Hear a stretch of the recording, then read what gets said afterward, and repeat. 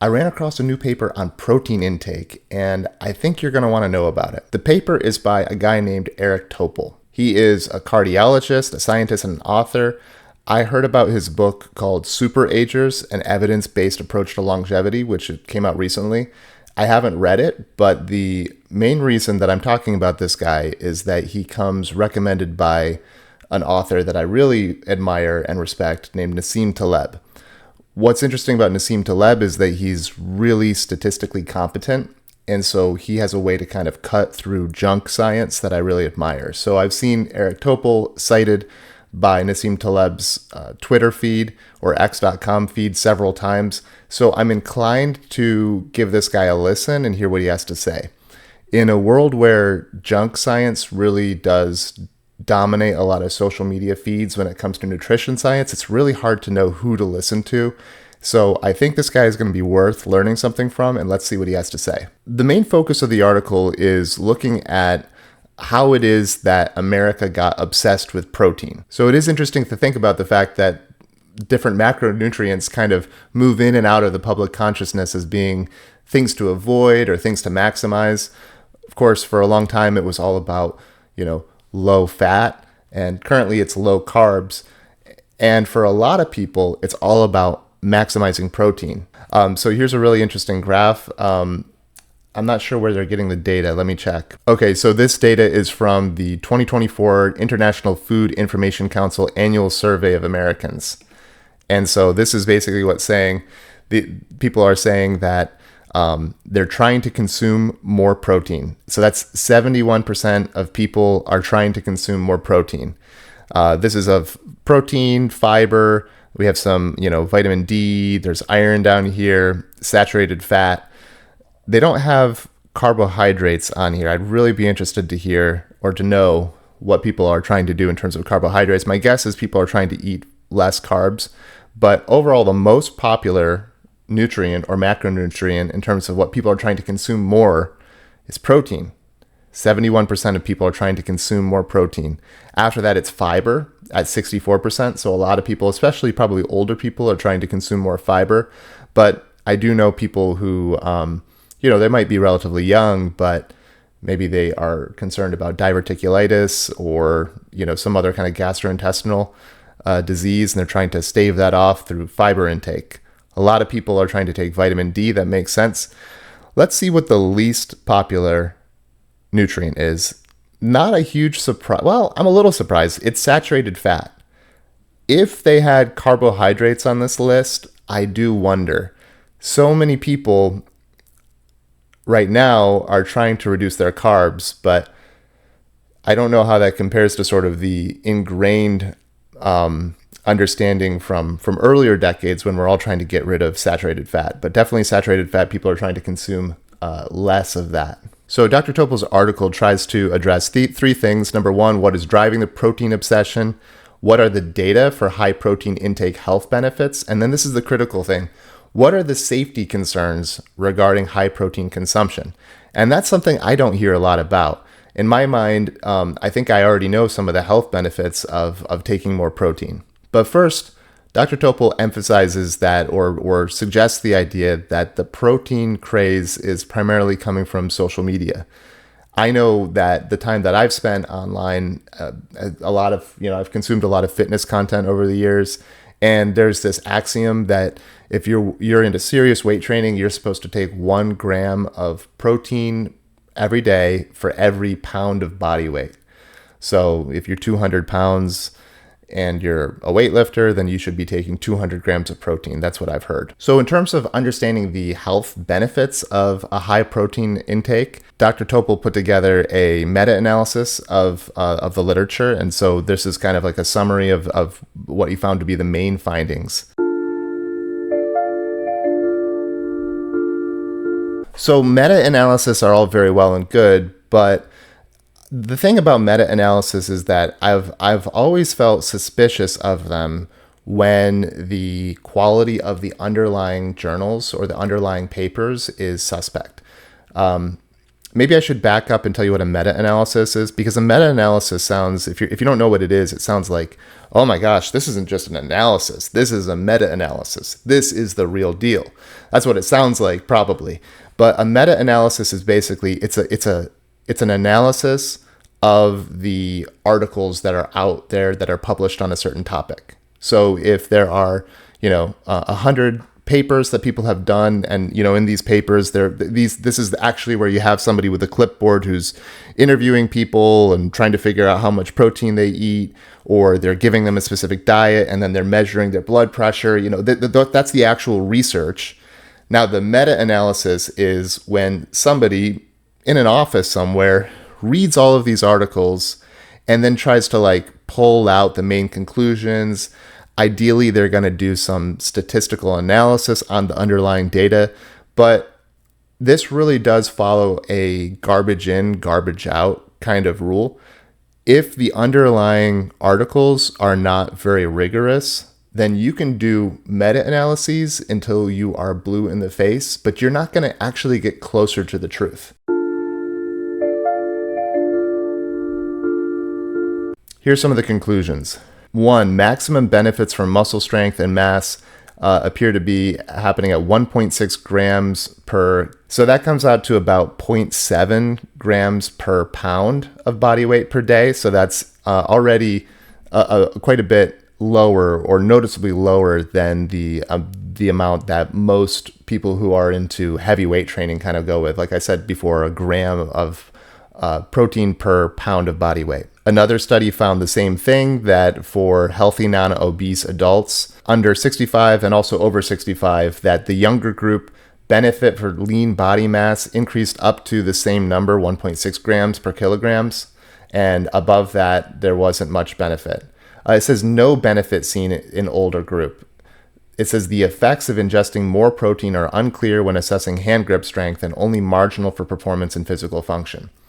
So far, the benefits are kind of clustered around strength. Another study, this is of older adults, age 50 plus, who are not frail yet. It found that protein supplementation was not associated with greater changes in lean body mass compared with the control. Same for muscle strength and physical performance. Also, no benefit was added to their resistance exercise training. Another study, this is with N equals over 5,000, there was a study that less than 0.3 grams per kilogram per day of protein was sufficient to significantly increase lean body mass. So this is notably, this is a much bigger sample set, and they're talking about something like 25% of that recommended level was effective. So it's possible by this argument that, that axiom of a certain amount of protein per body weight is actually massively over-exaggerated.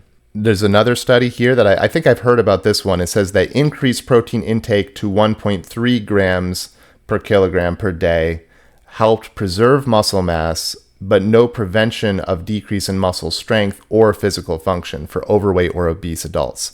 So it's clear that some level of protein intake seems to help people. The amount is definitely under debate, and it's possible that the level where you get some benefit tails off significantly at a lower level than a lot of people are going to tell you. But that's not a big deal, right? So you just, you need a certain amount of protein. We don't know how much that is. We have an idea of what enough is, of what more than enough probably looks like. So why wouldn't you just go ahead and take extra protein just to be safe? That's always been my philosophy. It doesn't hurt, so you might as well lean on the side of getting a little bit more, or maybe a lot of it more. There was a time in my late 20s where I was very interested in nutrition, and I was trying out different experiments. And at one point I was having well over 300 grams of protein per day. And I started to run into health issues. Believe it or not, I started to get symptoms of gout. I noticed that I was having problems where my joints, like my toes, were starting to get hot and inflamed. And I looked it up, and at the time I came to the conclusion that I was giving myself gout from having excessive protein intake. So at that point in my life, I realized, okay, probably like 350 grams of protein is too much. That was kind of a dumb experiment, but still, I've always erred on the side of having more protein rather than less, especially when I was doing a lot of serious weight training. So after listing some of these papers in his own little meta-analysis, Dr. Topol says, first of all, one thing that comes out is that there's no data to support more than 1.6 grams per kilogram per day of protein intake. Remember, that's around 0.7 grams per pound. And he goes on to point out that there are actually a lot of problems in this overall field of literature. He says the findings across all the studies, most of which are quite small in the sample size. So even though the total sample size is large in the meta-analysis, each individual study might not have that many people in it. The studies show a lot of variability. He says the design and the analysis of the trials are compromised by lack of controlling for calories in the diet, physical activity, and many other confounding factors, along with flaws of interpretation. He says the most famous study is the Morton study, which shows this graph here. The y-axis shows the change in fat-free mass, which is to say kind of like lean muscle mass. And then the x-axis is the total protein intake, again in grams per kilogram per day. So you can see in this paper, it seems like, okay, well, if you look at this line that kind of traces the data, above a certain point, there's kind of a rise. As you eat more protein, you're going to get a gain in fat-free mass. So your lean muscle mass, your lean body mass is going to go up if you're eating more protein. And then above a certain point, again, around 1.6 grams per kilogram, you're going to kind of level off. So this makes sense then, right? You're just going to go with this is the amount. However, he points out that Nassim Taleb, who I mentioned before as being very astute when it comes to statistical analysis and kind of BS detection, points out that this is highly contrived. This is not this line that you're drawing here is not actually drawn from kind of statistical rigor, but rather it seems to be kind of like a freehand. If you take off the lines, this is the relationship you get. And if you're someone who has spent any amount of time drawing linear regressions or trying to determine if there's a trend in data, this is not that. This is not a trend, okay? So this is where you should say, the idea is that if you want to demonstrate that two variables are correlated, you're going to be able to draw a line through the two variables, and most of the data points are going to kind of follow that line. This is more of an amorphous blob. So this is where that recommendation of 1.6 grams per kilogram of body weight is coming from. There are millions of people out there who are counting their protein, and this is the quality of science which is causing them to significantly alter their daily lifestyles and their grocery budgets and potentially their health outcomes. And that's what we're going to get into the next section. So moving on, Dr. Topol says that there are many observational studies that have raised the safety concerns for high protein intake, particularly derived from animal protein, for increased risk of type 2 diabetes, cardiovascular disease, and higher all-cause mortality. He mentions a prospective study of 44,000 women in Sweden, followed for 15.7 years, where it was found that there was an association of a high protein diet with heightened cardiovascular risk. In a study of 2,441 men aged 42 to 60 years, followed for 22 years, there was an increased heart failure risk among those who had a high protein diet, especially if it was predominantly animal derived. He says, we've long known that high protein intake is dangerous for people with kidney disease, present in 1 of 7 adults, but 9 of 10 people with reduced kidney function are unaware of it. So it's possible that, especially when I was eating 350 grams of protein per day because, more is better, right? And to be fair, that is significantly above the 1.6 grams per kilogram of body weight that people are talking about. But it's possible that I was doing significant damage to my kidney function while being totally unaware of it. Fortunately, I didn't do it that long. I kind of came to my senses when I started getting gout. But nonetheless, the fact remains that some people might be trying to eat more protein because they think it's going to help them somehow, when that is based on pretty spurious data. And they're actually moving into a zone where the intervention that they've chosen to pursue is actually hurting them in ways that they don't understand or expect. I'm familiar with some of this research he mentions. In mouse models of 25 diets, high protein diets were linked with less longevity and healthy aging index to activation of mTOR. Consistently, it has been found that low, not high protein diets are associated with longevity and health aging in animal model experiments. He cites a recent review paper that says that although high dietary protein intake can increase muscle mass during resistance exercise training in young adults, a high protein diet does not have clinically meaningful effects on lean mass or muscle mass during weight maintenance, weight gain, or weight loss. Dr. Topol goes on to talk about some research from Babak Razani and his team at Washington University.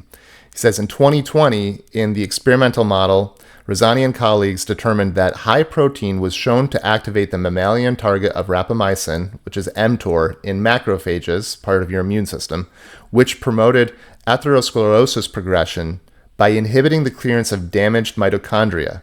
Moreover, the same group also found recently that the essential amino acid leucine, which is obtained from ingesting protein, specifically I think animal protein, was found to be another key factor in driving atherosclerosis. So in other words, he has this nice little schematic that shows a protein-enriched diet is promoting more leucine content, which is leading to an upregulation in mTOR, which is mTOR signaling in macrophages, and increasing your risk of cardiovascular disease. He cites other recent research. This is, again, experimental model studies where it was found that a metabolite of histidine, another essential amino acid, has been shown to directly induce atherosclerosis, again through the same mTOR activating pro-inflammatory mechanism as the leucine, which we mentioned before. He points out that people who eat diets of fish, poultry, leafy vegetables, whole grains, nuts, and fruits have lower blood levels of this particular metabolite of histidine.